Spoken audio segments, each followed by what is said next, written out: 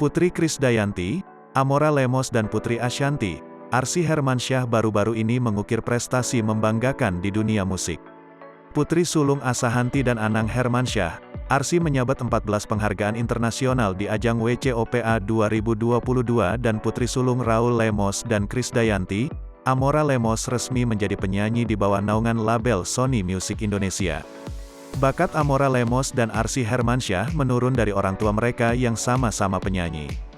Bakat menyanyi Amora Lemos tentu menurun dari sang ibu, Krisdayanti. Sedangkan bakat Arsy menurun dari Ashanty dan Anang Hermansyah.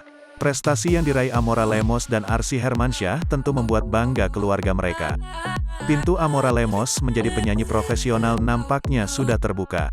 Kabar membahagiakan itu diumumkan langsung oleh Krisdayanti melalui akun Instagram pribadinya pada Senin tanggal 15 Agustus tahun 2022. Istri Raul Lemos itu mengunggah sebuah video di saat ia dan suaminya menemani Amora Lemos untuk bertemu pihak Sony Music.